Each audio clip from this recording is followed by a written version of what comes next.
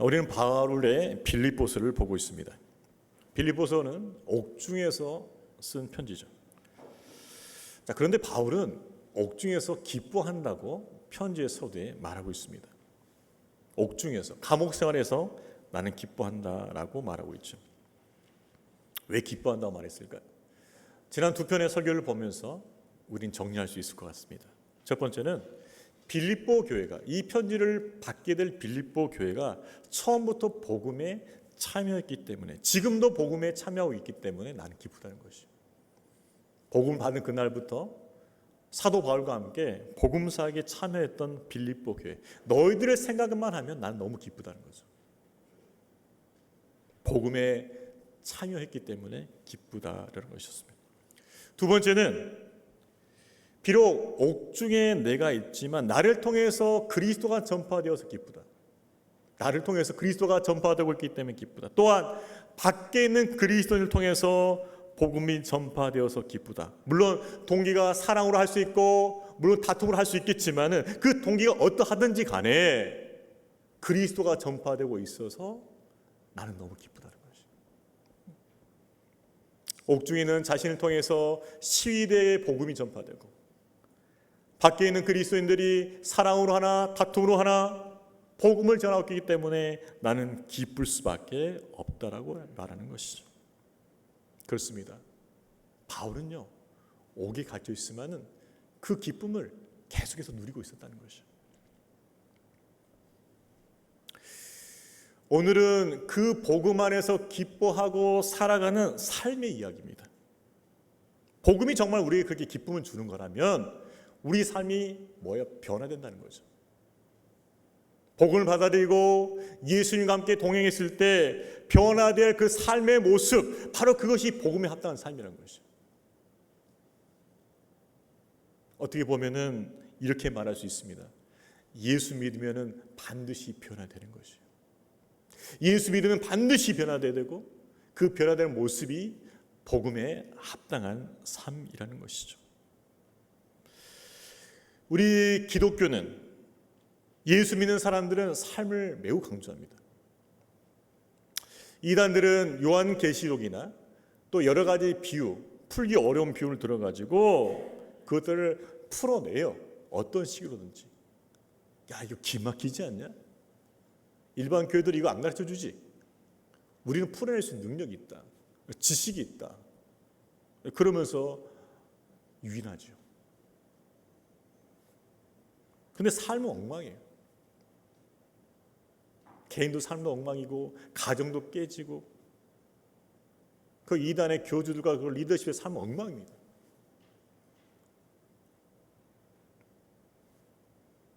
복음은 복음에 합당한 삶을 분명히 낳게 되어 있어요. 그것이 복음이에요. 따라서 복음은 합당한 생활로서 그 진실성이 증명되는 것입니다. 마치 그 나무는 열매로 아는 것처럼 그 삶의 열매를 통해서 나무를 보게 되는 것이죠. 오늘 본문은 두 가지로 구성되어 있어요. 하나는 바울의 자신의 이야기예요. 또 한 가지는 빌립보 성도에 대한 권면이에요. 그렇지만 내용은 똑같아요. 복음에 합당한 삶이에요.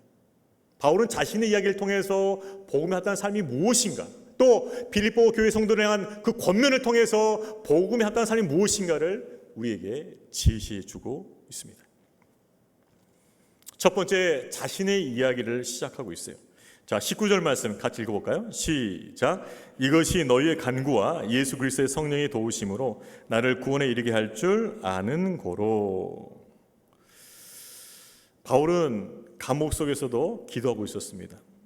하나님께서 나를 어떻게 인도하실까 계속 기도하고 있었죠. 근데 성령의 감동을 깨달은 거예요. 아, 내가 감옥에서 나가겠구나. 나갈 것 같다. 어떻게? 성도들의 간구, 기도를 통해서 또 성령의 도우심을 통해서 나는 나갈 것 같다. 다시 살 것 같다. 다시 복음을 전할 것 같다. 라고 깨닫게 돼요. 여러분, 그렇습니다. 우리 삶 가운데 구원이 임할 때 성도들의 기도를 하나님께서 사용하신다는 거예요. 성도들의 기도를 통해서 하나님께서 역사하신다는 것을 잊지 마시길 바랍니다. 성도들의 기도는요, 갇힌 자들을 구원하는 강력한 무기예요. 그래서 사도 바울은 항상 어려운 상황, 또 악한 자들로부터 건짐 받고자 할 때 항상 기도를 부탁했어요. 기도를 통해 역사하시는 하나님을 신뢰할 수 있길 바랍니다. 기도를 통해서 우리는 승리하게 되는 것이죠. 기도는 맞는 키와 같아요. 어떤 상황도 풀어낼 수 있는 맞는 키와 같은 것이 우리의 강력한 무기, 기도인 줄로 믿으시길 바랍니다. 어떠한 상황도 풀어낼 수 있는 맞는 키와 같은 것이 우리의 기도인 줄로 믿으시길 바랍니다. 기도는 맞는 키예요. 영적인 맞는 키가 기도란 말이죠. 기도. 막혔던 것이 풀어지고 닫혔던 것이 열리는 맞는 키와 같은 그 기도를 통해서 승리할 수 있기를 주님의 이름으로 축원합니다. 영적인 맞는 키, 기도를 우리가 사용해야 되는 것이죠. 기도하면 성령께서 역사하십니다. 기도하면 하나님의 기적이 나타나요. 그래서 기도는 영적인 맞는 키가 되는 거죠. 그래서 항상 기도와 함께 모든 일을 진행시켜야 돼요. 항상 기도와 함께 모든 일을 진행시켜야 돼요.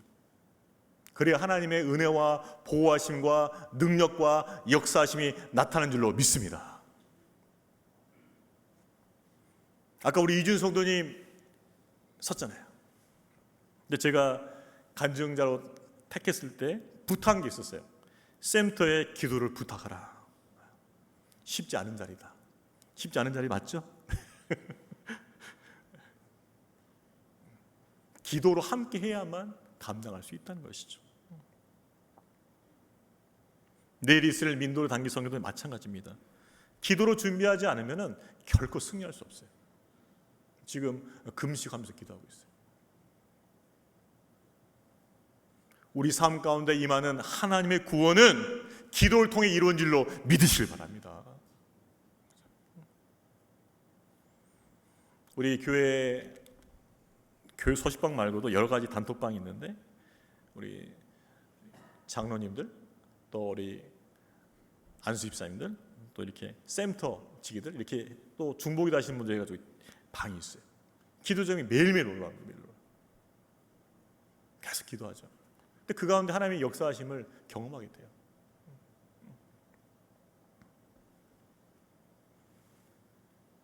기도가 우리의 구원의 능력이 된 줄로 믿고 기도에 더 힘쓰는 우리 모두가 되기를 주의 이름으로 축원합니다. 바울은 알고 있는 거죠. 아, 성도들이 기도하고 있고 성령께 도우시니까 나는 조만간 나갈 것 같다. 확신하는 거예요. 확신하는 거예요.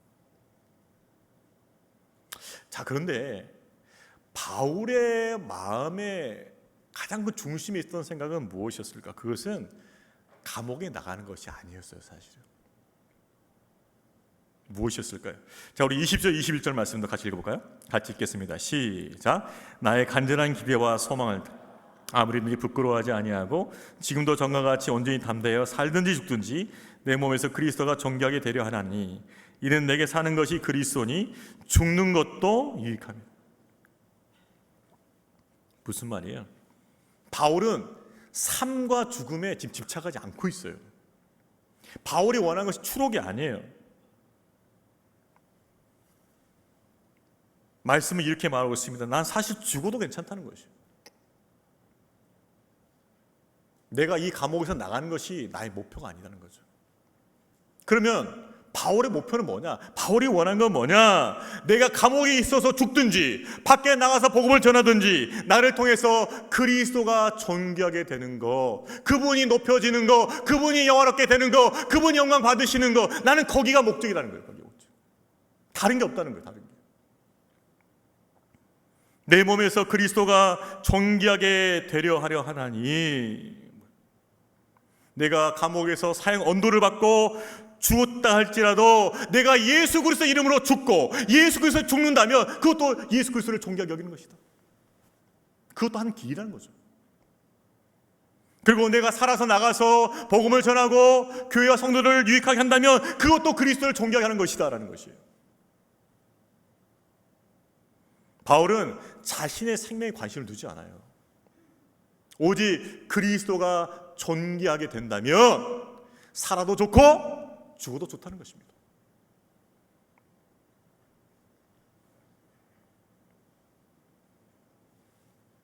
우리는 무엇을 더 소중히 여기고 있습니까? 정말 내 삶을 통해서 어떠한 형편이든 간에 어떠한 상황이든 간에 나를 통해서 예수 그리스도 그분이 드러나고 그분이 존귀하게 여겨지는 것, 바로 그것에 우리 마음이 가 있습니까? 아니면 내가 사는 것, 내가 살아남는 것, 그것만 관심이 있어요.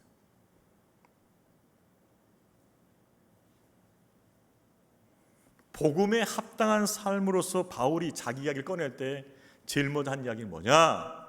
살든지 죽든지 그리스도가 존귀하게 되는 것, 이것을 추구하는 것이 복음에 합당한 삶이라고 말하고 있는 것이죠. 전에 사역하던 교회에서 한 집사님의 이야기입니다. 안수 집사님이셨는데 신앙이 좋으신 분이에요. 평소에 운동을 좋아하셨습니다. 조기축구 빠지지 않고. 그래서 정말 이 몸이 좋으셨어요. 그런데 어느 날 몸이 너무 안 좋아서 병원에 갔더니 암 진단이 나온 거죠. 암 진단. 흉선암이라고 이 가슴 뒤쪽에서 발생한 암이에요. 저도 사실 그때 처음 알았거든요. 가슴 뒤쪽에서 이렇게 발생하다 보니까는 잘 체크가 안 돼요. 그러니까 정기 검진 받았는데 그때도 체크가 안 된 거죠. 몸이 안 좋아서 정말 정밀 검사를 하니까 그때 나온 거예요. 근데 이미 3기가 지나고 있었어요. 그러니까 짧은 기간에 엄청 빠르게 자란 거죠. 항암 치료 들어가고 시작했습니다. 근데 결과적으로는 잘 안 됐어요. 이게 항암 치료 잘 안 돼가지고 의사가 이제 경고를 한 거죠. 얼마 남지 않았다.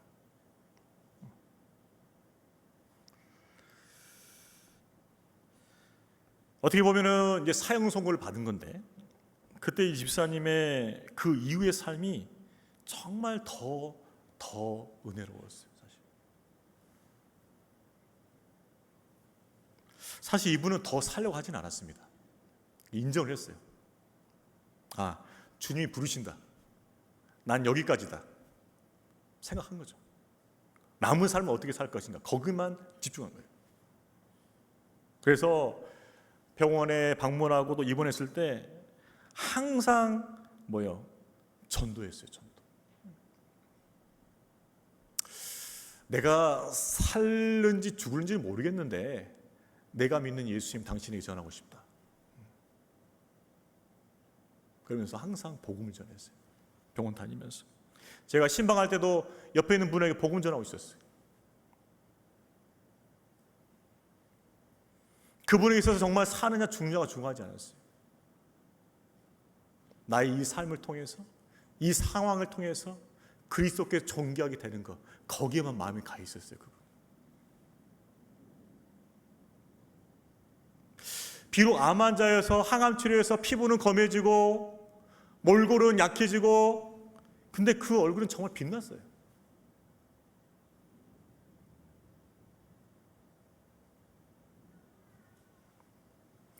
돌아가실 날이 멀지 않았음에도 불구하고 그는 여전히 사명에 충실한 삶을 살고 있었어요.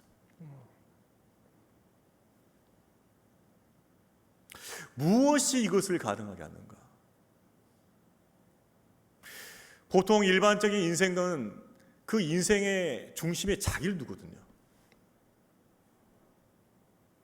내가 존귀하게 되는 것, 내가 잘 사는 것, 거기에 포커스가 맞춰져 있어요. 그런데 바울과 같은 분, 제가 방금 소개했던 그 집사님은 어떻게 그리스도의 그 존귀함에 인생의 포커스가 맞출 수 있냐 이 말이에요. 그거는 십자가의 사랑에 항상 젖어 있기 때문에 그래요. 예수님께서 여러분을 위해서 십자가에 돌아가셨습니다. 그 피를 아낌없이 흘려주셨어요. 생명을 주셨어요. 아까 찬양했지만은 우리를 위해서 십자가에 손에 못 박히고 발이 못 박혔습니다. 나 같은 죄인을 위해서, 나같이 못난 사람을 위해서, 아무것도 아닌 인간을 위해서 그렇게 십자가에서 돌아가 주신 그 주님의 은혜와 사랑이 내 마음속에 항상 젖어 있다면, 적셔져 있다면, 스며들어 있다면 그분을 존귀하는 삶을 목적으로 살 수 있다는 것이죠. 그런데 그분의 십자가의 은혜와 사랑이 내 마음에서 말라버렸을 때, 흔적을 찾을 수 없을 때, 우리는 내가 존귀하게 되고 내가 잘 사는 거기에 내 포커스를 맞추게 돼 있어요.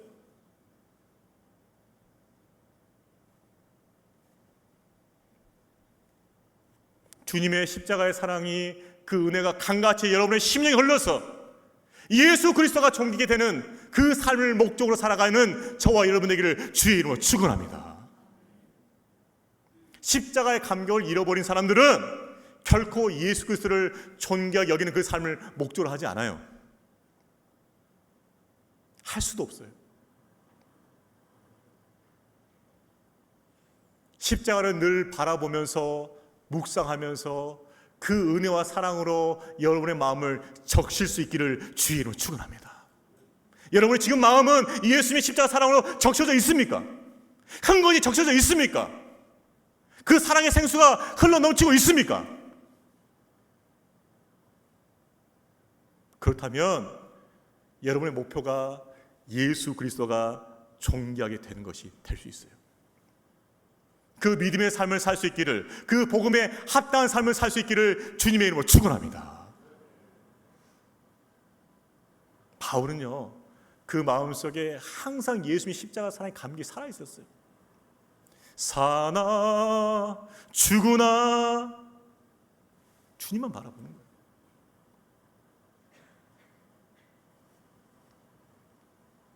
복음에 합당한 삶 무엇일까요? 그리스도가 중심이 되고 그리스도가 존귀하게 되는 삶이에요. 바울은 또 한 가지 복음에 합당한 삶을 제시하고 있어요. 자, 우리 22절, 23절, 24절까지 같이 읽겠습니다. 시작. 그러나 만일 육신으로 사는 이것이 내일의 열매일진데 무엇을 택할는지 나는 알지 못하노라. 내가 그 둘 사이에 끼었으니 그리스도와 함께 있는 것이 훨씬 좋은 일이라 그렇게 하고 싶으나 내가 육신에 있는 것이 너희를 위하여 더 유익하리라. 바울은 자신의 속내를 드러내요. 그 속내는 무엇이었습니까? 사실 나는 이 감옥에서 죽고 싶다. 죽어서 영원하신 주님 품에 안기고 싶다. 인간적 마음이에요. 영원한 안식에 들어가고 싶다. 주님과 영원히 함께하고 싶다. 그것이 나의 진정한 소원이다라고 말하고 있는 것이죠. 그런데 성령의 감동에 의해서 너는 나가게 될 것이다라고 깨닫게 해주신 거예요. 갈등이죠. 나 지금 빨리 예수님 곁에 가고 싶은데 성령은 뭐예요? 아니야, 너 나가서 계속 복음 전할 거야. 마음에 갈등이 생겼다는 것이죠. 그런데 뭐예요?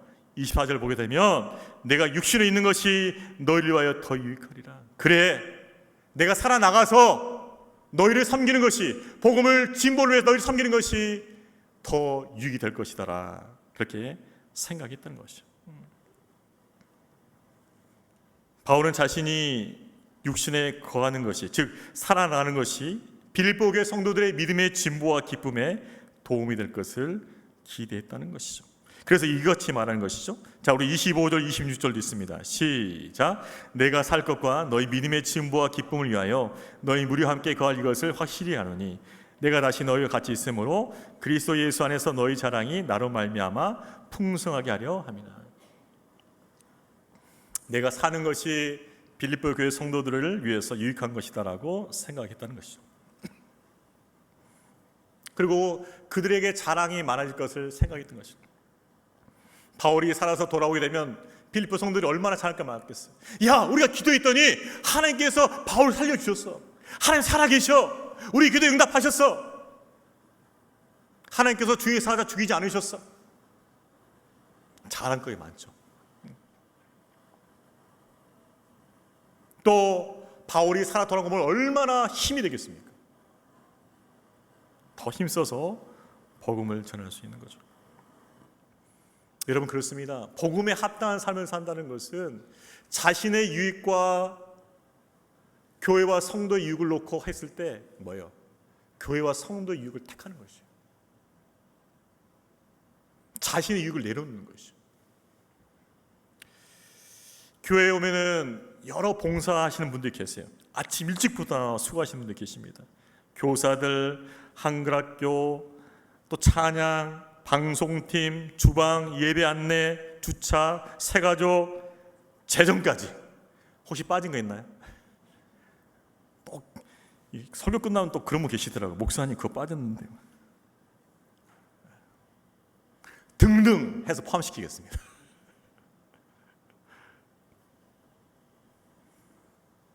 아침부터 봉사하려면 일찍 일어나야 돼요. 수고해야 돼요. 교회를 위해서, 성도를 위해서 뭐야? 그렇게 일찍부터 수고하는 거예요. 자신의 유익을 내려놓는 거죠. 내일 민도로 단기 선교, 내일 공휴일이에요. 가족들과 같이 좋은 시간 보낼 수 있어요. 충분히 쉴 수 있어요. 근데 뭐요? 그거 내려놓고 가는 거예요. 내일 5시 10분에 출발해야 돼요. 10시까지, 10시, 저는 10시 돌아와. 하루 종일 갔다 와야 돼요. 선교지에 머무는 시간은 2시간도 안 돼요, 사실은. 굉장히 타이트하게 진행된 거죠. 자신의 유익을 내려놓고 그 선교 삶 가정을 위로하기 위해서, 현지 사역자를 위로하기 위해서, 현지 성도들을 위로하기 위해서 가는 거예요. 그것이 복음에 합당한 삶이라는 거죠. 우리 자신의 유익만 계속 누리고자 하면은 결코 복음에 합당한 삶을 살 수가 없어요. 우리의 유익을 내려놓고 교회와 성도와 하나님 나라 유익을 위해서 우리 자신을 드릴 수 있는 복음에 합당한 성도 되시기를 주의 이름으로 축원합니다.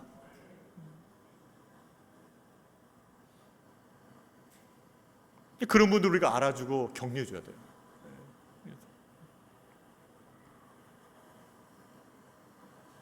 복음에 합당한 삶 두 번째는 무엇이었어요? 자신의 유익을 내려놓는 것이요. 그리고 교회와 성도의 유익을 뭐예요? 구하는 것이죠.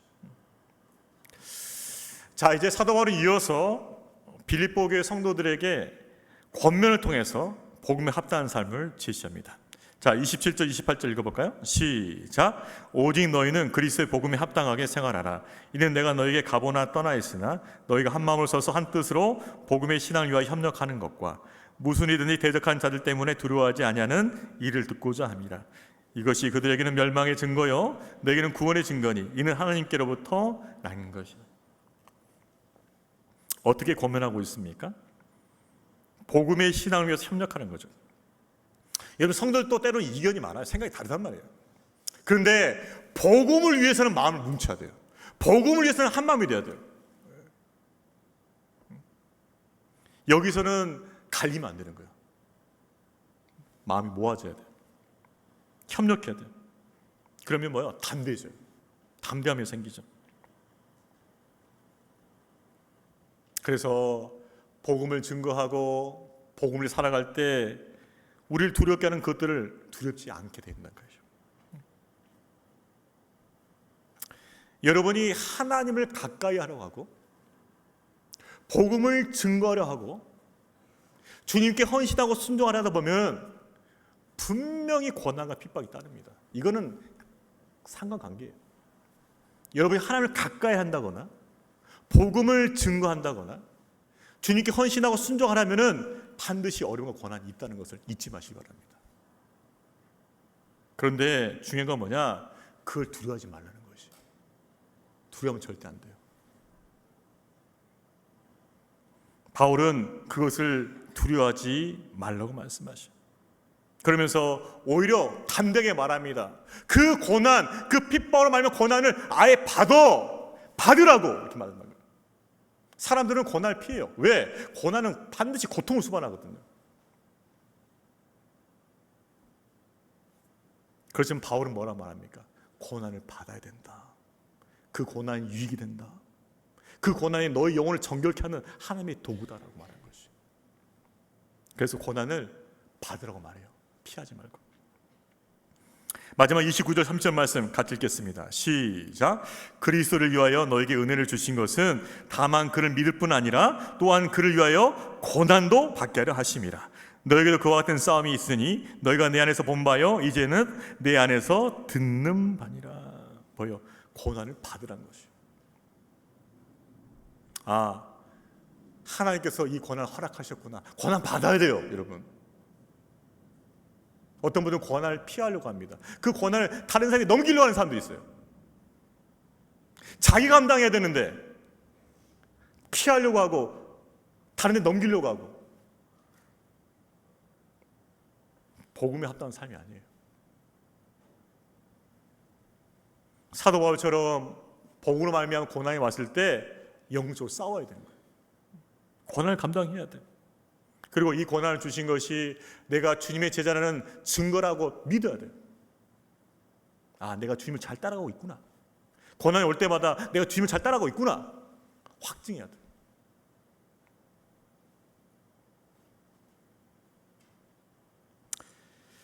성도의 삶에는 영광과 기쁨의 빛만 있는 것이 아니라 고난도 함께 있습니다. 그러나 이 고난이 우리에게 구원의 증거요 또 우리 신앙의 유익이 된 줄로 믿으시길 바랍니다. 구원의 증거요 우리 신앙의 유익이 된 줄로 믿으시길 바랍니다. 고난을 통해서 우리 영혼을 정결케 하셔요. 주님밖에 의지할 분이 없다. 주님만이 나의 소망이다. 주님만이 나의 구원의 능력이다. 우상 버리고 헛된 거 의지하지 않고 주님만 바라보게 되는 영혼의 정결함을 얻게 된단 말이에요.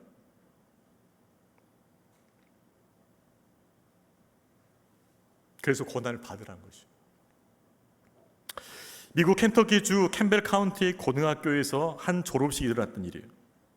보통 졸업식이 되면 이제 학생 대표 한 사람을 연설시키거든요. 프라이스라는 학생이 연설자가 되었어요. 근데 그는 아주 독실한 기독교 신앙을 가지고 있었어요. 그는 알았어요. 이 연설을 통해서 하나님 증거하기 원하시는구나. 우리 예수님 증거하기 원하신다고 그렇게 생각한 거죠. 그렇지만 학교는 분명히 제안했어요. 너 기독교 신앙 밝히면 안 된다. 한 가지만 허락한다. 나는 예수 믿습니다. 나의 구주 예수 그리스도께서 이 연설기를 허락하신 것을 감사합니다. 그 정도는 봐주겠지만 그 이상은 절대 안 돼. 딱 제안한 거죠. 만약 어기면 불이익이 올 거야. 근데 프라이스는 어떻게 했을까요? 그 연설의 순간 속에 나의 구주 예수 그리스도께 영광과 찬양 올려드립니다라고 시작하고 나서 그 후부터는 자기가 어떻게 예수를 만났는지, 예수는 누구신지, 왜 당신들이 예수를 믿어야 하는지, 왜 예수를 섬겨야 되는지, 예수 믿고 살면 어떤 복이 있는지를 그걸 다 간증해버린 거예요. 학생들 중에 탄성도 지르고 반응도 있었어요. 그러나 학교 교장과 이사님들 얼굴은 더 굳어져 갔어요. 결국 프라이스는 졸업장을 못 받았습니다. 그날 학교에서 넌 절대 줄 수 없다. 안 줬어요. 졸업장. 프라이스는 불리를 감사한 거예요, 사실. 그럼에도 불구하고 자신이 믿는 예수 그리스도에 대한 증언을 이어갔던 것이죠. 사람들이 물어봤습니다. 왜 그랬냐? 그가 이렇게 고백했어요. 나는 그리스도께서 내 인생에서 행하신 일을 숨길 수가 없습니다. 나는 그리스도께서 내 인생에서 행하신 일을 숨길 수가 없습니다. 그러면서 그는 그것을 감사했어요. 예수님은 나의 전부이십니다. 감사하게도 학교 측에서 또 관대함을 베풀었는지 일주일 뒤에 졸업장을 줬어요. 일주일 뒤에. 괘씸죄는 적용된 거죠. 당장 줄 수 없어. 나쁜 놈. 근데 또 안 주면 또 그렇잖아요. 일주일 뒤에 줬어요. 일주일 뒤에. 다른 친구들보다 일주일 뒤에 받은 졸업장이지만은 값진 졸업장이었어요. 여러분, 예수 그리스도를 위해 산다면은 고난도 각오하시길 바랍니다. 아멘 안 하시죠? 우리 장로님만 아멘 하시네. 예수 그리스도를 위해 산다면은 고난도 각오하시길 바랍니다.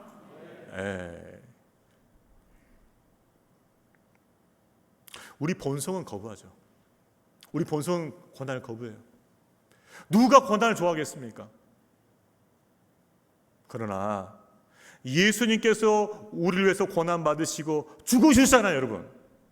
그러면 그분을 위해서 우리가 죽는 것이 뭐가 아까워요? 그분이 나를 위해서 고난을 당하시고 그분이 나를 위해서 죽어주셨는데 이제 내게 새 생명 주시고 하나님 자녀 되게 주시고 영원한 생명을 주셨는데 내가 그분을 위해서 고난당하고 그분이 죽는 게 뭐가 아깝냔 말이에요.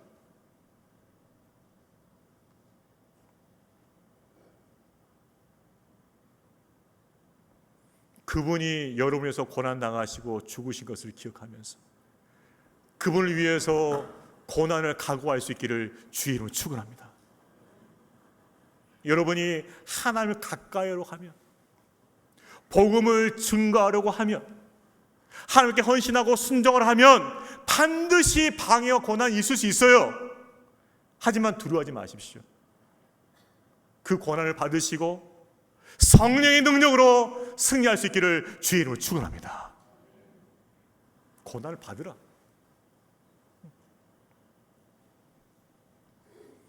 말씀을 정리하겠습니다. 복음에 합당한 삶 어떻게 살아야 됩니까? 내가 중심이 되는 것이 아니라 예수 그리스도가 중심이 되어서 그분이 존귀케 되는 것을 찾아야 돼요. 나의 유익을 내려놓고 교회와 성도와 하나님 나라의 유익을 구할 수 있어야겠습니다. 마지막으로는 복음을 협력하고 고난을 두려워하지 말라는 것이죠. 오히려 그 고난을 통해서 하나님의 놀라운 뜻이 이루어지는 줄로 믿습니다. 그것이 복음에 합당한 삶이에요. 이제 말씀을 들었으니 우리 삶을 점검합시다. 나는 정말 나보다 예수 그리스도가 존귀된 것을 구하고 있었는가? 내 유익을 포기하면서 교회와 성도와 하나님 나라를 이루기 위해서 그것을 과감히 선택할 수 있었는가? 복음을 위해서 고난 받는 것을 두려워하지 않고 그 고난을 받고 하나님을 의지했던가? 오늘 주신 말씀을 통해서 자신의 삶을 점검하고 복음에 합당한 삶으로 새롭게 세워질 수 있기를 주의 이름으로 축원합니다.